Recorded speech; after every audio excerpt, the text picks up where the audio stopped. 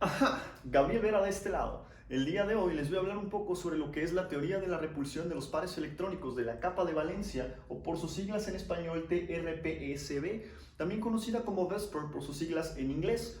Esta teoría fue enunciada o descrita en 1957 por Gillespie en el University College of London, ¿ok? Pero para poder hablar de la TRPSB, y no digo su nombre completo porque me voy a cansar, ¿ok?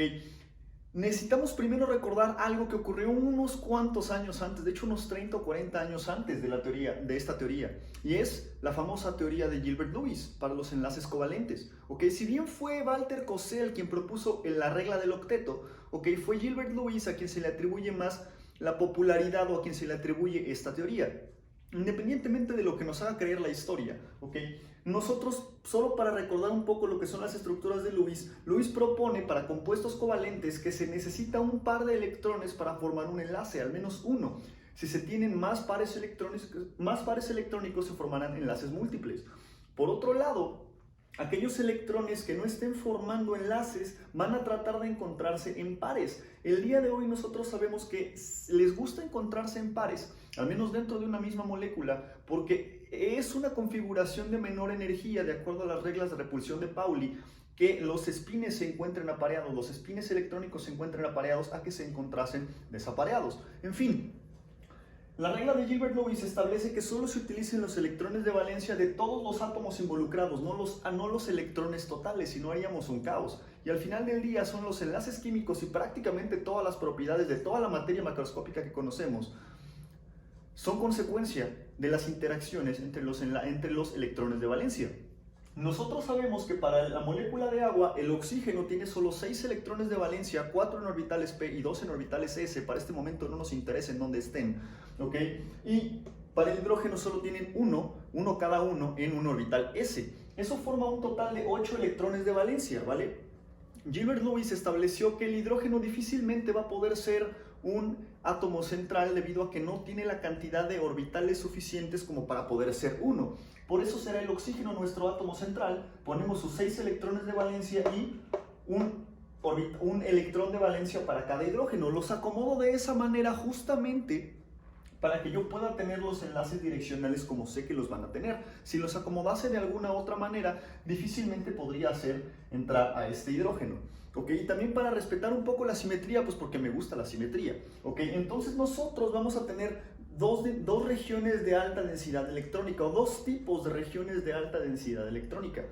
Una región de alta densidad electrónica conformada por el enlace oxígeno-hidrógeno, y son dos regiones de este tipo, y otro tipo de región de alta densidad electrónica conocida como los pares electrónicos no enlazantes o los pares electrónicos libres.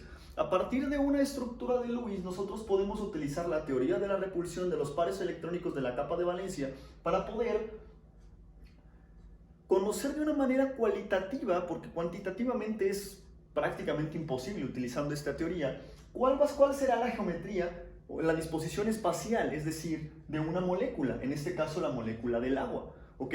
Pero para esto necesitamos considerar algunas cosas, y es que nosotros tenemos dos tipos de regiones de alta densidad electrónica: los pares electrónicos enlazantes, es decir, los enlaces, y los pares electrónicos no enlazantes, los pares libres, ¿ok? Estos, dado que son conformados por electrones, son regiones de alta densidad electrónica y los electrones son cargas negativas, por meras interacciones colómbicas van a repelerse, pero se repelen en maneras distintas. Los pares no enlazantes con los pares no enlazantes son los que más se repelen. Existe mucha repulsión entre los pares no enlazantes, mientras que la repulsión entre un par no enlazante y un par enlazante es un poco menor que la de dos pares no enlazantes puros. Es decir, en otras palabras, los dos pares electrónicos del agua se repelen mucho más que la repulsión que existe entre este par electrónico y este enlace, ¿ok? Y finalmente, los pares enlazantes se repelen mucho menos que todos los anteriores. Es decir, en primer lugar está la repulsión entre estos dos pares, en segundo lugar la repulsión par con un enlace, y en tercer lugar la repulsión enlace-enlace, ¿ok? Pero también hay que considerar algunas otras cosas. Y es que, bueno, nosotros tenemos 4 regiones de alta densidad electrónica. Técnicamente, esto debería de ser un tetraedro. Es decir, suponiendo que los dos pares electrónicos se encuentren pegados sobre el plano del pizarrón y los hidrógenos, uno estuviera saliendo hacia adelante del pizarrón y otro estaría hacia adentro, ¿ok? Técnicamente estos serían los pares electrónicos, un enlace y el otro enlace aquí atrás. La razón por la cual, bueno, si nosotros dividimos el espacio, todos los ángulos de una manera simétrica, obtendríamos 109.5 grados, son los ángulos en un tetraedro. Pero ¿por qué para el caso del agua son 104.5? Bueno, la razón es esta, dado que es mayor la repulsión entre los pares, esto empuja, la repulsión entre los pares empuja a los átomos de hidrógeno para estar un poco más cerca y eso distorsiona un poco el tetraedro. Si en este caso, en vez de ser, por ejemplo, oxígeno, fuera carbono y tuviéramos una molécula de metano, CH4, los enlaces serían perfectamente iguales, ¿ok? Y el ángulo sería de 109.5 grados, es decir, el tetraedro perfecto. Pero también hay que tomar en consideración otras cosas y es la electronegatividad de los grupos. Si bien la electronegatividad no es una propiedad intrínseca de los átomos, más bien es una consecuencia del enlace y de sus cargas nucleares efectivas, ¿ok? Sí se traduce en algo muy importante, ¿ok? Mientras mayor sea la electronegatividad de los grupos que se encuentran en la periferia, menor será la repulsión que exista entre ellos. Aquí yo tengo al amoníaco y al trifluoruro de nitrógeno. Si bien los dos presentan la misma geometría, es decir, una pirámide trigonal, ¿ok? La repulsión entre los hidrógenos que tienen menor electronegatividad genera un ángulo de 106.2 grados comparado con las del flúor, que en la escala de Pauling tiene un poco más de electronegatividad, 3.98 contra 2.02, ¿ok? Genera un ángulo de 102.2 grados, ¿ok? Es decir, a mayor electronegatividad, menor repulsión y estará más comprimido este enlace, será un poco más comprimido el ángulo, será un poco menor el ángulo. Por otro lado, el tamaño del átomo importa muchísimo. Mientras más grande sea el átomo central, menor será la repulsión entre los pares enlazantes, ¿ok? Y también entre los pares no enlazantes. Es decir, mientras más grande sea el núcleo, el átomo central, no el núcleo, el átomo central, los átomos que están alrededor, pues van a estar cada vez más separados entre ellos y por ende existirá menor repulsión. Y esta menor repulsión se traduce en un cierre de este ángulo. En este caso, oxígeno, azufre, selenio y telurio son átomos, son elementos químicos que pertenecen a la misma familia. Lo único que estamos variando aquí no son sus electrones de valencia, es el tamaño. El oxígeno es más pequeño que el azufre, es más pequeño que el selenio y este es más pequeño que el telurio. Y nosotros podemos observar cómo es que el ángulo se va comprimiendo, se va reduciendo, mientras el tamaño del átomo aumenta. ¿Okay? Para el agua son 104.5, para el sulfuro de hidrógeno 92.1 grados, para el selenuro de hidrógeno es 91 grados y para el telururo de hidrógeno serían 90 grados. ¿Okay? Y esto nos va a llevar a distintas geometrías. ¿Okay? Pero antes de llegar a las distintas geometrías también hay que considerar otras cosas. Si nosotros tenemos número impar de sustituyentes, más de 5, ¿okay? De 5 o más sustituyentes, un número impar, ¿okay? Nosotros vamos a poder distinguir entre posiciones. Si bien para menos de 5 no podemos distinguir entre este o este hidrógeno o este y este flúor, para el caso de una bipirámide trigonal que tiene 5 átomos en la periferia, ¿okay? O para una estructura de orden superior donde tuviéramos 7 átomos en la periferia, nosotros podemos distinguir las posiciones axiales, que son las que se encuentran en el eje, axis, y las posiciones ecuatoriales, que son las que se encuentran en el ecuador o alrededor, ¿ok? Es decir, si nosotros tenemos 5, 7 o más átomos alrededor de otro, nosotros podemos distinguir entre posiciones. Y el conjunto de todo esto, la repulsión entre los pares, la diferencia de electronegatividad, la cantidad de átomos en la periferia, nos va a llevar a tener distintos tipos de geometrías en función de si todos son enlaces, si tienen más o menos pares electrónicos, ¿ok? De los cuales les hablo en unos segundos. ¡Ja! Sin más preámbulos, las estructuras más comunes son las siguientes. Los pares electrónicos libres los estoy representando de color rojo, mientras que los pares enlazantes los estoy representando con color azul. No se les olvide que los ángulos que voy a mencionar, más o menos, no los voy a mencionar para todos, pueden ser distorsionados utilizando las reglas generales que vimos en la primera parte del video, ¿ok? Entonces, en esta pequeña tabla, lo que estoy haciendo es, en la columna son sustituyentes, ¿ok? 2, 3, 4, 5, 6 sustituyentes que pueden ser pares electrónicos libres o átomos enlazados, ¿ok? Pares enlazantes. Mientras que en la parte horizontal estoy teniendo la cantidad de pares libres, 0, 1, 2, 3 y 4, porque dependiendo de la cantidad de pares libres será el tipo de geometría que yo obtenga. Al final del día hay algo bien interesante que hay que destacar, y es que la geometría la estamos tomando en cuenta solo con los pares enlazantes, es decir, con los grupos funcionales o con los átomos que estén enlazados alrededor del átomo periférico, puesto que los pares electrónicos pues no los podría ver como tal, o sea, están ahí, claro, y ellos determinan si está más para acá o más para allá uno de los átomos, pero no los estoy tomando en cuenta para la geometría, ¿ok? La geometría se considera solo con los sustituyentes o los pares enlazantes, ¿ok? Los pares electrónicos solo nos sirven para darnos una idea del acomodo espacial que van a tener los pares enlazantes o los pares que sí tienen un átomo sustituyente. Sin más preámbulos, entonces, cuando tenemos dos sustituyentes y no tenemos ningún par libre, tenemos una molécula del tipo lineal, ¿ok? Como por ejemplo los aniones trillo-duro, ¿ok? El anión trillo-duro es lineal. Cuando yo tengo, y no podría yo tener uno o dos o más pares libres, dos o más pares libres, pues eso implicaría que está el átomo solo, y con un par libre, pues técnicamente también sería una geometría lineal, no hay mucho para dónde movernos. Para el caso de los tres sustituyentes, si los tres sustituyentes son sustituyentes, es decir, son pares electrónicos enlazantes, tendría yo una geometría trigonal plana, como por ejemplo el trifluoruro de boro, ¿ok? Que es plano. Pero si por el contrario reemplazo uno de estos átomos sustituyentes por un par electrónico en alguna molécula genérica, ¿ok? Pues naturalmente modificaría este ángulo, tal vez, ¿ok? Y tendría una geometría del tipo angular, ¿ok? El agua no es un ejemplo, porque el agua tiene dos pares electrónicos. Les dejo de tarea a ustedes pensar un ejemplo de una molécula angular que tenga un solo par electrónico, no enlazante, ¿ok? Después, si yo tengo, me paso de este lado, si yo tengo cuatro sustituyentes pero ningún par electrónico libre, tendría una molécula del tipo tetraédrica, como por ejemplo el metano.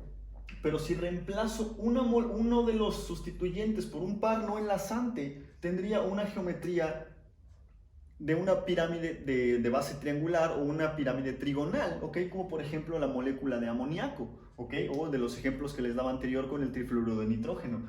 Si por el contrario yo reemplazo otro átomo sustituyente, ¿ok? Por otro par electrónico, tendría una geometría angular, como lo que es el agua. Nótese que estos ángulos ya no van a ser 109 grados, ¿ok? Perdonen por ese error.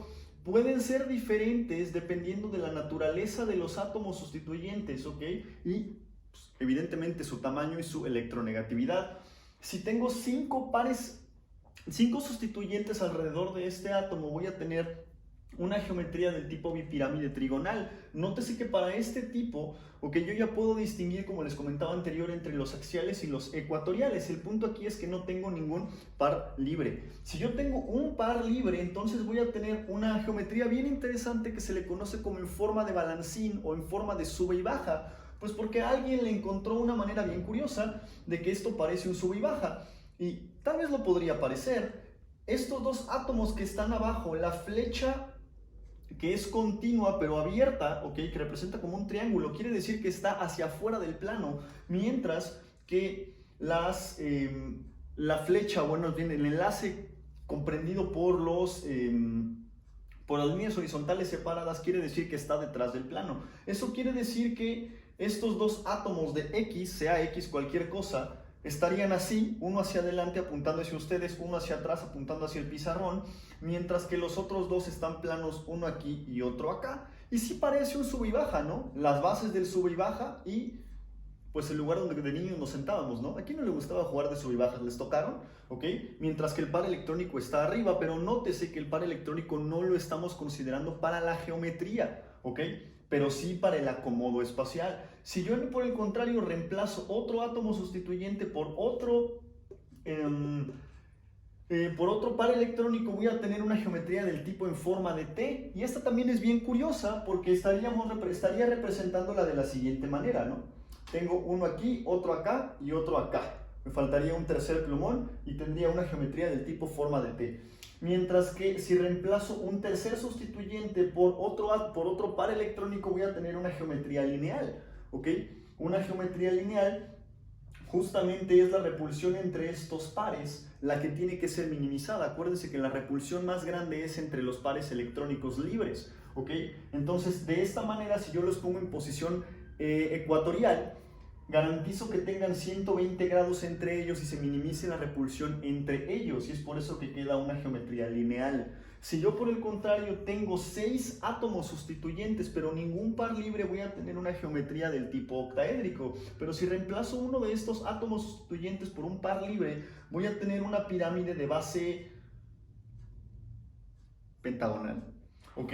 Mientras que si reemplazo otro átomo sustituyente por otro par electrónico, voy a tener un cuadrado plano, ¿ok? Es raro encontrar un cuadrado plano. De hecho, es más común encontrarlos formando una pirámide de base cuadrada o algún otro. De hecho, las geometrías de cuadrado plano se van a preferir para átomos grandes, como por ejemplo el platino, el diamino dicloroplatino 2, de hecho conocido también como cisplatín, ¿okay? Que se utiliza para el tratamiento del cáncer en las quimioterapias. Esa es una molécula que puedo encontrar como un cuadrado plano.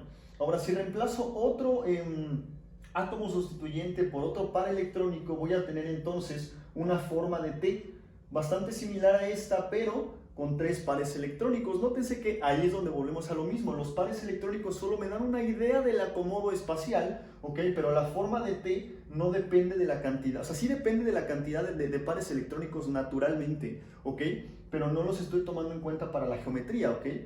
Por el contrario, si reemplazo otro sustituyente por otro par electrónico, estaría teniendo una geometría lineal donde los pares electrónicos están en posiciones axiales, ¿ok? Y aquí en este momento sí puedo distinguir entre axiales ecuatoriales porque la presencia de los pares electrónicos puede elongar, ¿ok?, los enlaces entre el átomo central y los átomos que se encuentran en el eje. Por mi parte es todo, espero que les haya gustado y que mi explicación haya sido clara. Si no lo fue, por favor déjenlo en la caja de comentarios y con mucho gusto les ayudo o incluso modifico el video. Sean felices. Ya solo para terminar el capítulo de geometría molecular, un breve comentario.